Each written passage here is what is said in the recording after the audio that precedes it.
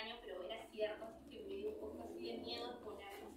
A las personas que andaban en grupo en el centro de Lima esos días les estaban poniendo pepitas de oro, diciendo que la minería ilegal estaba financiando las marchas. Y normalmente pues eran jóvenes.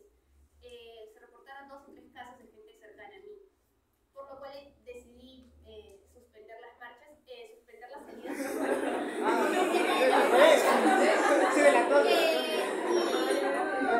Son salidas, sí. Alguien me escribió diciéndome que era complicado, que su familia no le iba a dar permiso, etc. Ahora que ya hemos visto que todo está más tranquilo, ¿podemos salir este fin de semana al museo? ¿Sí? Sí, ok, perfecto. Es que el siguiente fin de semana acaba el ciclo, o igual vamos, aunque acabe el ciclo. No va a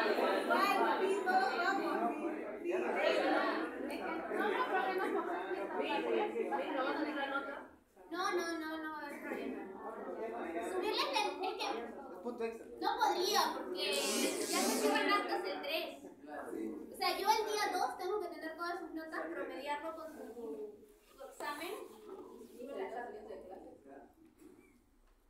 Puede ser saliendo de clases. ¿Sí? ¿Cuántos?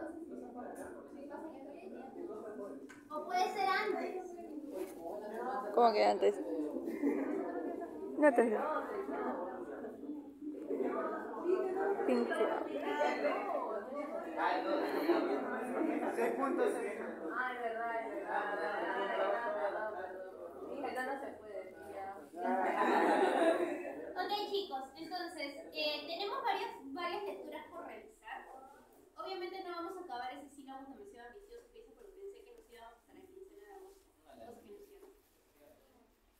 Entonces, este libro de Daher Alba, La Nación Imaginada y Construida en el siglo XIX, es un libro editado por el Fondo de la Universidad Católica, bastante interesante. Gran parte de este libro lo utilicé para hablar de los comienzos de la independencia. ¿Qué es lo que ustedes van a revisar en el capítulo que les toca leer y que va a ser tema, o puede ser un tema para su ensayo final del curso? ¿Cómo se configuró, ¿no?, la nación peruana a partir o durante el proceso de independencia? Entonces, Joseph Daher aborda toda esta fundación de la independencia desde el surgimiento de la conciencia histórica en el Mercurio peruano. ¿Recuerdan que lo hablamos? ¿Sí? ¿En clase? Ah, sí. ¿No lo recuerdan? Pero sí fue una clase sobre eso, sobre el Mercurio peruano. ¿Alguien ha leído el texto? Sí. Ya, a ver, cuéntenme de qué va. ¿Sí? Yo acuerdo de que en el Mercurio peruano era publicado mayormente por Gloria de la inteligencia, de los cuales lo ponía a los escritores. Sin embargo, para los de clase mayormente indígenas no podían conseguir fácilmente. Lo encontraba por números sueltos. Por lo tanto, su factor para que pudieran enterarse era describida en lugares grupos para que pudieran entonar el intérprete en voz alta, el intérprete que podía leer en voz alta, bueno, que podía leer y poder criticar al igual de arriba para criticar por diferentes temas que publicaba el periódico. Ok, muchas gracias, Xiomara. Lo que Xiomara menciona es que la circulación del mercurio peruano, según lo que les mostré, se di en clase, vimos las tablas, creo que está por aquí, era que el mercurio peruano no era un documento masivo, ¿no?, por así decirlo. Era un documento que en realidad circulaba como para 300 personas y quienes compraban el mercurio peruano eran mayormente pues gente, aquí está, el número total de personas suscritas a este periódico fue de 517, la mayoría pertenecían a la burocracia colonial y la mayoría residía en Lima. Y 11% fuera del virreinato del Perú. Sin embargo, estas cifras no son desalentadoras porque, como ya habíamos conversado, la educación no estaba masificada y por lo tanto gran parte de la población era analfabeta. Lo que menciona su compañera es que muchas de las formas en las que se irradiaron las ideas del Mercurio peruano fueron en cafés de la época, donde se leían en voz alta este periódico, ¿no? Entonces, ¿qué sucede con el Mercurio peruano? ¿Quiénes lo escriben? ¿Cómo? Criollos ilustrados, muy bien. ¿Y quiénes son esos criollos ilustrados y por qué escriben un periódico que se titula El Mercurio peruano? ¿De qué hablaba este periódico? Se basaba más en la historia natural. ¿Ya? Una defensa del americanismo ante lo europeo, ya que no querían hacer de que se viera inferior a América. Querían hacerla ver a la misma altura que veían Europa. Ya, muy bien. Laureano. Lama, sí.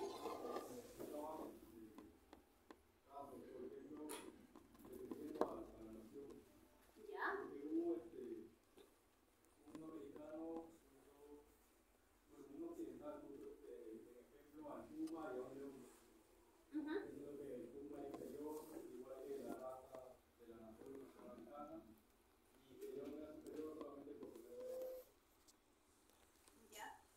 Ok, ¿qué pasa con el Mercurio peruano? Como menciona su compañera, son normalmente criollos los que escriben este documento y empieza a surgir la idea de peruanidad, parte de las ideas ilustradas. Recuerden que al finales del siglo XIX es este periodo donde se configuran todas estas ideas ilustradas, hay muchas personas abocadas a las ciencias naturales, por lo que en el Mercurio peruano también se habla de la historia natural, pero también se habla del pasado, de una prehistoria en común.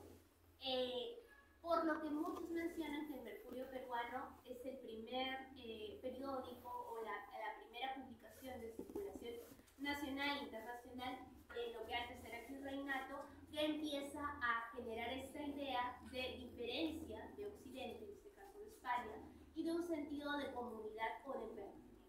¿Okay? Entonces, estas ideas ilustradas, entre comillas, empiezan a difundirse alrededor del virreinato y quienes lo consumen o quienes están adscritos a este periódico, la mayoría son personas que están dentro de la estructura colonial, ¿okay? Que son muchas veces jueces, gobernadores, etcétera, dentro de la colonia. El libro de Dacher, además de esto, habla sobre la configuración de los signos nacionales en independencia, aspecto que también hemos visto en clase, hablando sobre Hosbald y las tradiciones inventadas, y los elementos componentes del inicio. ¿Okay? Hablan sobre cómo se escoge el himno nacional, ¿sí?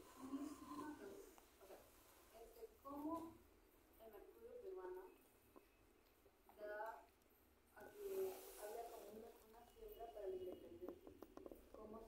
¿Cuál es el impulsivo? ¿Cómo? ¿Cuál es el impulsivo del Mercurio peruano a la independencia?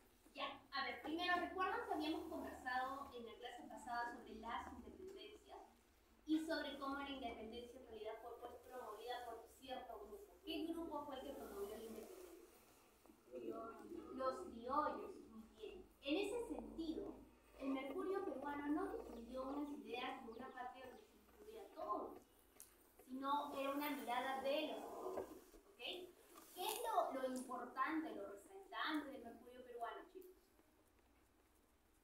Que por primera vez se habla de algo, de una patria en común que tienen un pasado en común, como es la historia incaica, las ruinas, etc. Se hace referencia a esto en el Mercurio peruano, exaltando, ¿okay? Y buscando hacer una diferenciación de los españoles peninsulares. Esa es quizás el gran aporte, o si lo vemos dentro de un proceso histórico, lo novedoso dentro del Mercurio peruano. Para esto lo hemos visto en profundidad ya en clase, lo hemos tratado, recuerdo cuando hablamos de la nación, y les mostré lo de Hosbald, y les mostré lo de Anderson, de cómo definimos la nación, ¿se acuerdan? ¡Ese silencio! Ok, revisen el texto, igual yo voy a colgar las diapositivas hoy para que lo tengan. Pero está aquí, ¿ya? Hablamos de qué es una nación, cómo se configura, hablamos del Mercurio peruano, revisamos el texto y hablamos de las tradiciones y ventajas. El siguiente texto que ustedes tienen para revisar, que corresponde a la semana 9, es este. Independencias y repúblicas en Bolivia, del Jovil de Lozada.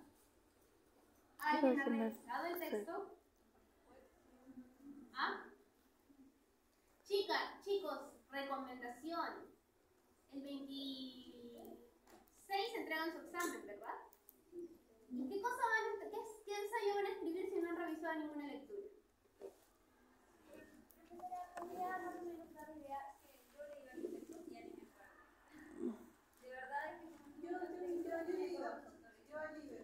¿Ya? Hola.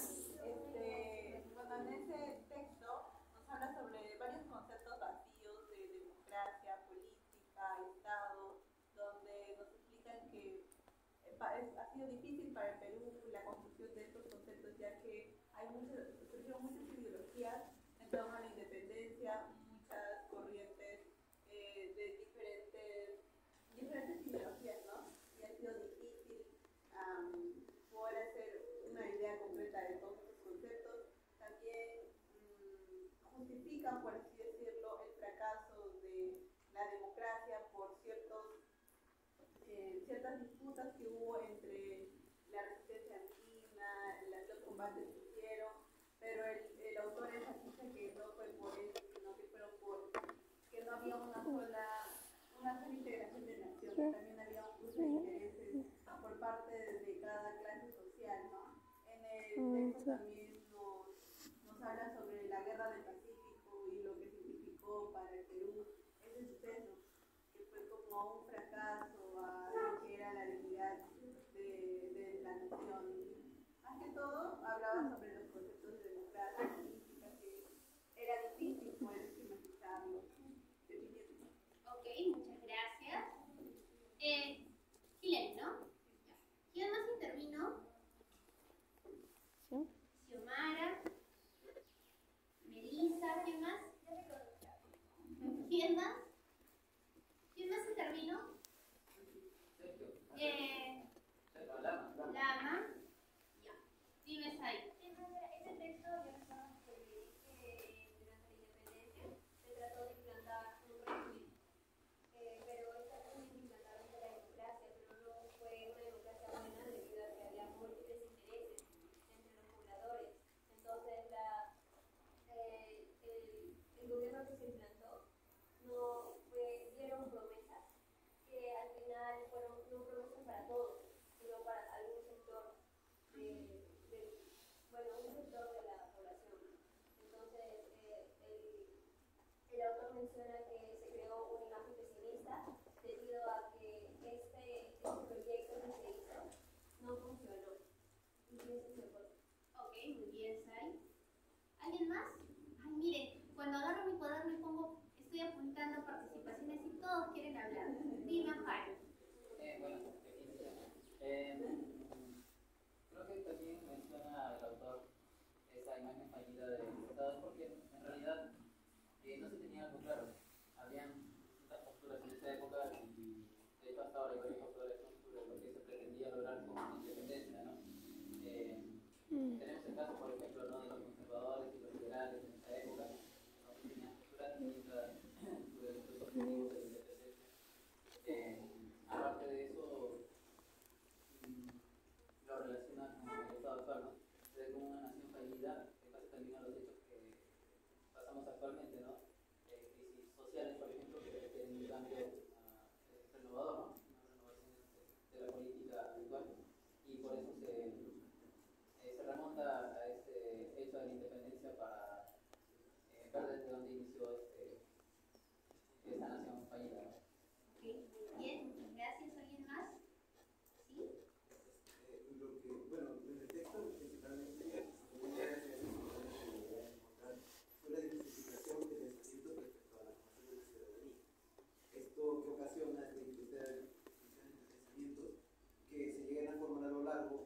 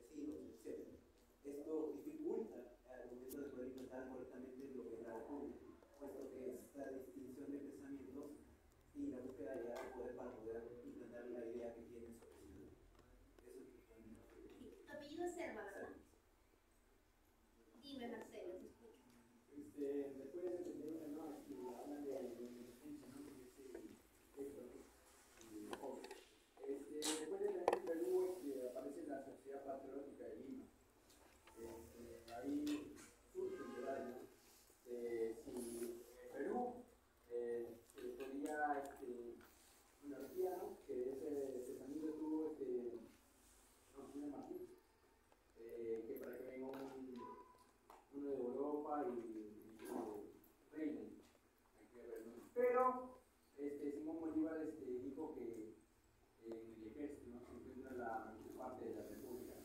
Esto es lo que debemos ver del texto. Ok, muchas gracias, chicos. Para redondear ideas. A mí me gustó mucho este texto porque, a diferencia de otros documentos que les he presentado, está escrito en forma de ensayo. Y el autor empieza a generar diversas preguntas, ¿no? La primera, o en la primera parte del texto, habla si la República puede ser vista como un proyecto que fracasó o como un proyecto con un logro, ¿no? Y cuando se habla del fracaso, se habla de todo lo que ustedes han mencionado y lo que hemos visto a lo largo del curso. Como fue un proyecto impulsado por determinado grupo social que buscó el beneficio de determinado grupo social en detrimento de otras poblaciones. Y empezamos pues a ver el avance de esta república desde el siglo XIX hasta muy entrado el siglo XX con la república aristocrática, etc. Sin embargo, el autor también menciona que puede ser visto como un logro. ¿Por qué? Por los ideales de democracias alcanzados a través de este proyecto, ¿no? Y luego pues empieza a mencionar un poco, a describir el proceso histórico que se dio desde la formación hasta ya entrada a la República Aristocrática y todos los problemas que surgieron en torno a esto, ¿no? Menciona lo que ya hemos visto, nosotros hemos podido ver que hasta 1970 había un problema para incluir a un grueso de la población dentro de las elecciones.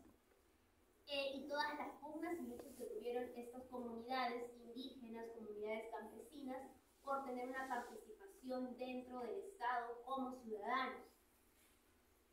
Luego de esto habla del papel de los partidos políticos y hace un autoanálisis, una autocrítica, ¿no?, a la idea de la configuración de los estados-nación y cómo la representatividad de los partidos pues no ha sido algo que nosotros históricamente tengamos. Recuerden que hablamos de los caudillos, primero militares, luego de los caudillos civiles, y de cómo estos caudillos lograron debilitar a los partidos. No tenemos una tradición partidaria en el Perú desde la configuración del Estado, ¿no? Debido a que más nos hemos basado en seguir a ciertas figuras carismáticas que estaban buscando ciertos privilegios o representando los intereses de ciertas clases. Sin embargo, cuando entramos a la década del 50, 60, hemos visto el fenómeno de ¿qué, chicos? Lo vimos la clase pasada.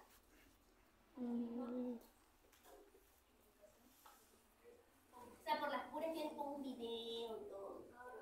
Hemos visto el surgimiento del fenómeno del partido de masa. ¿Con qué? Ya, pero ¿con qué? ¿Qué lo está representando? El APRA y el Partido Socialista, ¿recuerdan? Lo hemos visto, la diferencia entre Mariátegui y Aya de la Torre, hemos visto la fundación del APRA, etc. Entonces, estos partidos son quizás los primeros partidos que están involucrando a un grueso de la población. Sin embargo, esos dos partidos luego decantan en movimientos bastante violentos. ¿Qué es lo que sucede con el APRA, por ejemplo? Si lo viste en la clase pasada. El asesinato al presidente de San Pizarro. Exacto, ¿no? ¿Qué más? ¿A quiénes más se les conoce pues esta parte del APRA que toma las armas y que violenta a gran parte de la población, ¿no? Al presidente del diario El Comercio y a su esposa también son asesinados por una facción del APRA, ¿no? Esto genera un retroceso en la identificación de los partidos políticos, en la idea de ser parte de un partido político, ¿ok? Luego de eso, o en el transcurso de la lectura, en la primera parte también, Alcoví menciona el papel de la Iglesia, ¿no? Y menciona que al tener más de 2 siglos de dominación española, cuya característica, una de las características más resaltantes que era, chicos, el tema religioso, ¿recuerdan? A ver cómo los grupos. A ver cómo los grupos son liberales y protestantes. Ustedes han visto el tema, el libro de Molina. ¿Recuerdan el libro de Molina? Cuando Amar era pecado. Claro, cuando Amar era pecado, todos esos textos que nos hablan de cómo la la Iglesia Católica estructuró una dominación a la población indígena, teníamos la idea de la religiosidad y sobre todo de la Iglesia judeocristiana bastante arraigada. ¿Qué es lo que genera? Que dentro de los procesos de independencia nos preguntemos si estas repúblicas van a ser repúblicas con libertad de culto o repúblicas católicas, ¿ok? Y esta cuestión genera en muchas partes de Latinoamérica grandes enfrentamientos. Alcoví lo describe de forma muy breve. Y en nosotros, en nuestro caso, ¿qué es lo que podemos visualizar, chicos? Podemos decir que en la actualidad somos una república que goza de la libertad de culto. O solamente está escrito en el papel y vemos la influencia hasta la actualidad de la Iglesia Católica. ¿Cuál es el papel de la Iglesia Católica en nuestro mundo? ¿Okay? Esa es otra idea para su ensayo. Podrían hablar de eso desde la conquista hasta estos días. ¿Qué está pasando? ¿Qué está sucediendo? ¿No? Con la Iglesia Católica. ¿Sí? ¿Qué más vemos? Luego de esto, al finalizar ya casi su ensayo, Alcoví presenta una problemática, la problemática de la ciudadanía.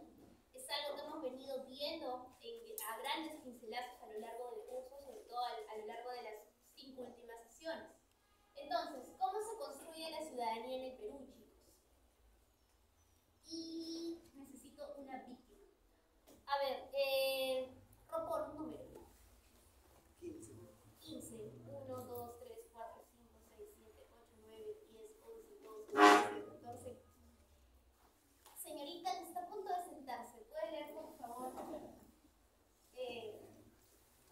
Responder a la pregunta, ¿cómo se fue construyendo la ciudadanía en el Perú?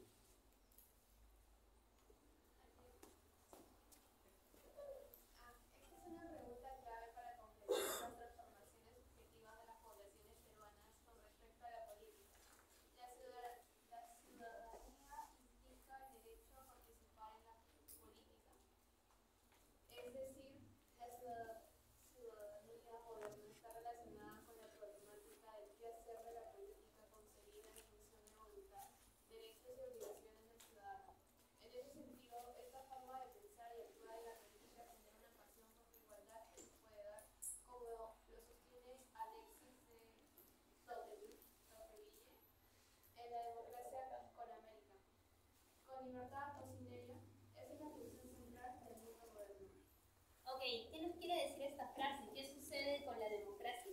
La democracia representativa que tenemos el día de hoy, ya entrada la época de la modernidad, podemos decir que se ha logrado ser permeable a todas las clases sociales, a todos los grupos, ¿o no? No, ¿ok? Y aquí hay una cosa de la que tenemos que hablar, ¿no? Muchas veces en los medios de comunicación se menciona que nosotros no sabemos votar. ¿No? Y dicen, ay, otra vez vuelven a escoger estos los mismos candidatos, piensen bien por quién van a votar, etc. Nosotros tenemos una ciudadanía bastante joven, por así decirlo, ¿ok? En masa, nosotros vemos que recién en los años 70, 80 la gente ha podido votar. Antes de eso, solamente el voto estaba restringido para cierto grupo, ¿no? Los letrados. Por lo que tenemos una ciudadanía bastante joven que se está construyendo, chicos. Es importante entonces entender que una de las falencias o de las grandes fallas que tiene nuestra política o nuestro sistema político actual es que no nos estamos configurando, no nos hemos terminado de configurar como ciudadanos. Ya habíamos conversado antes sobre la militancia. ¿Quién milita en un partido político? Ya sea en la APRA, el partido, no sé, Fuerza Popular, ¿no? No tenemos una cultura militante, ¿ok? Algo que en otros países es una constante, ¿no? Desde muy jóvenes son parte de un partido político, participan en las actividades propuestas por ese partido, se involucran antes, durante y después de los procesos electorales. Se vive una ciudadanía total. cosa que nosotros no tenemos. ¿Cuántas veces al día ustedes se sienten como ciudadanos y entienden que son ciudadanos? No. Es la otra pregunta que parte del texto del Jovín, ¿no? ¿Qué tan interiorizado tenemos nuestro rol como ciudadanos, nuestras obligaciones y nuestros derechos? Estas eran las lecturas de la semana 9. ¿Alguien tiene alguna otra intervención? ¿Sí, Valeria? Ya, algo que no he escuchado todavía y que me gustaría agregar también es el hecho de que el autor, Movite Lozada, agrega sobre la guerra del Pacífico, que ha tenido un rol muy importante en la determinación o en el concepto de ciudadanía o nación en los peruanos durante el siglo XIX, y también le atribuye a uno de los mayores motivos por los cuales se veía a la República como algo fallido, una falla hasta la actualidad. También agrega eso mismo, que hasta el día de hoy incluso se puede ver que muchas personas, muchos ciudadanos consideran a la República peruana como algo fallido, dado que solamente